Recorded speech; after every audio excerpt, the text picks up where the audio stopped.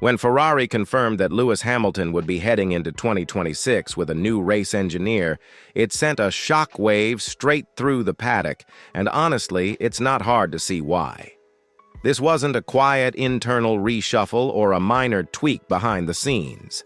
This was Ferrari openly admitting that something went badly wrong in Hamilton's first season in red, and that a full reset was the only way forward. One season, 24 races, 0 Grand Prix podiums. For a 7-time world champion, that alone tells you how serious this situation became. If you were surprised when you heard the news, go ahead and tap like on this video, because moments like this don't happen often in Formula One. Ferrari didn't just move on from an engineer. They effectively drew a line under what turned into the most difficult year of Hamilton's entire career. From the outside, it might look like a simple case of poor chemistry or uncomfortable radio exchanges, but the reality runs much deeper than that. This decision wasn't emotional. It wasn't reactionary. It was cold, calculated, and rooted in numbers Ferrari could no longer ignore. The team looked at a legend who arrived with championship expectations and watched a season unravel in a way nobody had ever seen before. No wins, no podiums, no momentum, and by the end of the year, no excuses left. What makes this moment so fascinating is that Ferrari isn't known for quick admissions of failure, especially when it comes to senior personnel. Moving a long-serving race engineer out of the pit wall role sends a message not just to Hamilton, but to the entire grid. Ferrari is done experimenting. They are done waiting for things to click naturally. Heading into a regulation reset year, they want clarity, stability, and most of all, performance. That urgency explains why this announcement landed the way it did, because everyone understands what's really at stake here. This isn't just about fixing radio communication. This is about salvaging what could be Hamilton's final realistic shot at rewriting Formula One history. If you think Ferrari made the right call with this change, say yes in the comments. If you think they're scapegoating the wrong person, say no. I'm genuinely curious where you land on this, because opinions across the F1 world are sharply divided. And while you're here, make sure you subscribe and turn on notifications. Stories like this don't stop with one announcement, and helping the channel push toward 2,000 subscribers means you won't miss any of the big developments as 2026 gets closer. But before anyone can decide whether Ferrari fixed the problem or just moved it around, there's one thing we have to confront first. The numbers from Hamilton's season weren't just disappointing. They were unprecedented. And once you really look at what happened across those 24 races, it becomes clear why Ferrari felt cornered into making a move this drastic. When you strip away the emotion and the headlines, the numbers from Lewis Hamilton's season at Ferrari tell a story that's honestly hard to believe. This wasn't just a step backward. It was a collapse by standards that Hamilton himself set over nearly 2 decades in Formula One.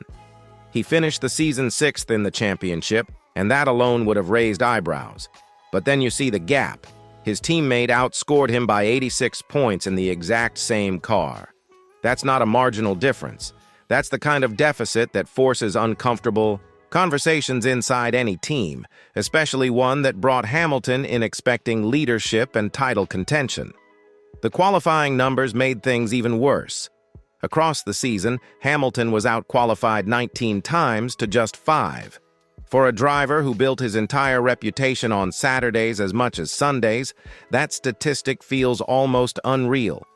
We're talking about someone with over 100 career pole positions, suddenly finding himself knocked out early while his teammate consistently fought at the front.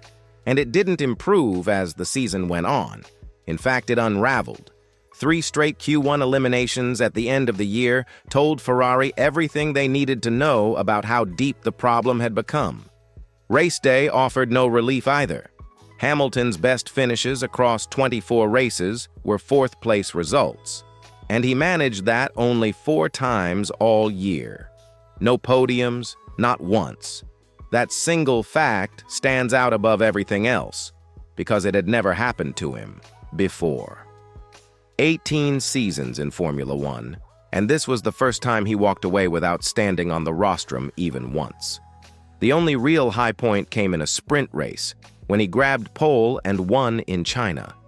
But even that moment felt hollow, because Ferrari didn't sign Lewis Hamilton to win sprint races.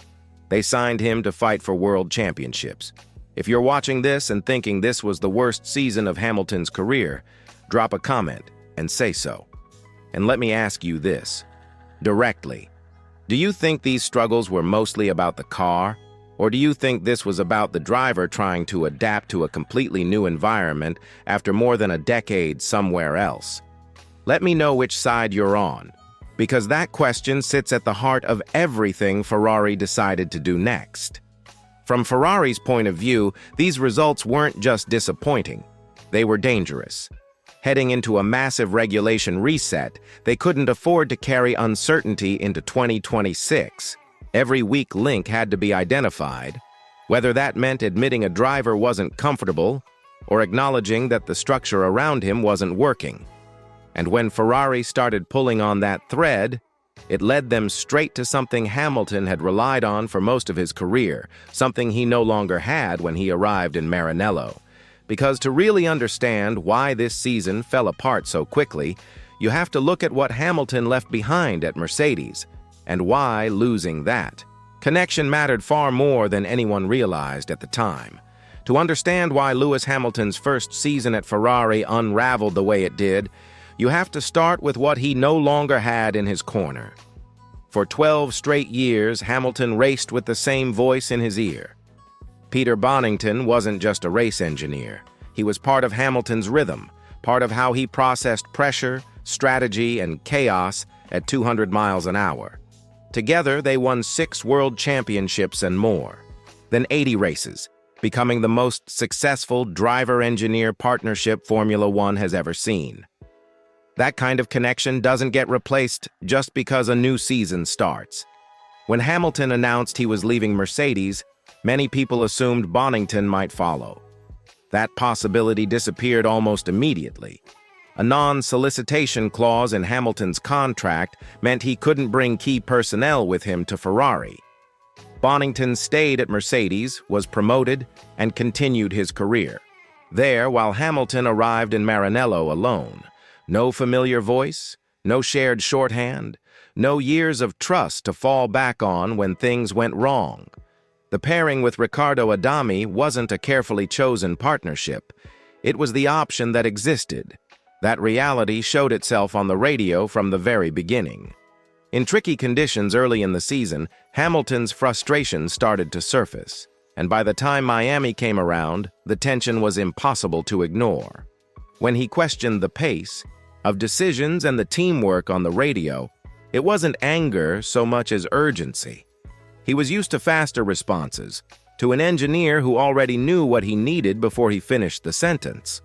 That expectation didn't disappear just because the badge on the car changed. Monaco made everything worse.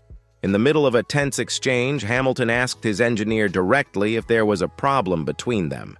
What followed was silence.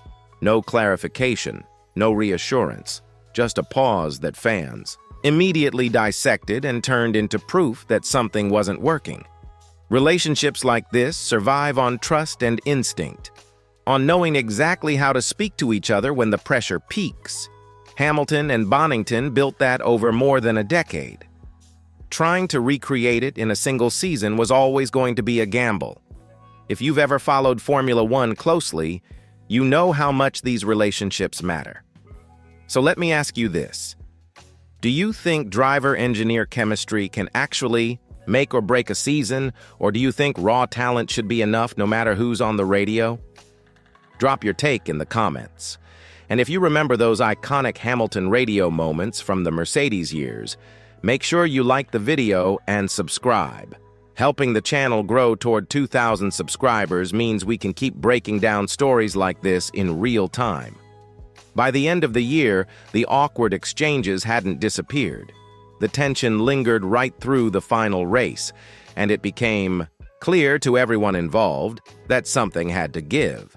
But here's where the story gets more complicated, because blaming Riccardo Adami outright ignores a career filled with success and raises an uncomfortable question. Was this really about one engineer? Or was Ferrari confronting a much deeper pattern that existed long before Hamilton ever arrived? Blaming Riccardo Adami might feel convenient, but once you step back and look at his career, that argument starts to fall apart pretty quickly. This is an engineer who spent more than 2 decades on the pit wall, working with some of the best drivers of their generation. He guided Sebastian Vettel to multiple wins at Ferrari, stood alongside Carlos Sainz for his first Formula One victory, and was there on one of the most emotional days in the sport's history when a 21-year-old Vettel became the youngest race winner ever. That resume doesn't belong to someone who suddenly forgot how to do his job. And yet, there's a pattern that can't be ignored. Long before Lewis Hamilton arrived, Ferrari had already developed a reputation for slow decision-making and cautious communication. Fans turned certain phrases into jokes because they heard them so often, and those jokes existed years before Hamilton ever wore red. When Hamilton started publicly questioning response times on the radio, it didn't sound new to anyone who had been paying attention. It sounded familiar, almost like history repeating itself under a much brighter spotlight. That's why several experienced voices around the paddock framed the issue differently. The criticism wasn't about intelligence or experience, it was about connection, about whether the driver and engineer were truly tuned into each other in high-pressure moments. Hamilton needs clarity, speed, and confidence in the information he's given. When that rhythm breaks, frustration follows, and once frustration becomes public, the narrative takes on a life of its own. What often gets overlooked is that Ferrari quietly tried to address this before the season even ended.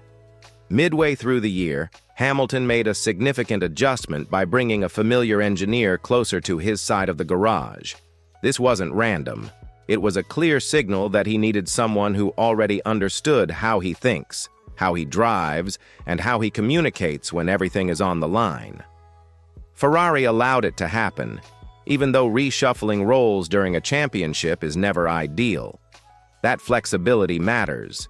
It shows Ferrari wasn't ignoring Hamilton's concerns. They were testing solutions. And once it became obvious that partial fixes weren't enough, the bigger decision became inevitable. So let me ask you this. Do you think any engineer could have truly succeeded in this setup? Or do you believe Ferrari's internal culture made this partnership almost impossible from the start? Let me know in the comments, because this question sits right at the center of Ferrari's future. As this season unfolded, Ferrari's leadership tried to publicly calm the situation, but their words often revealed more than they probably intended.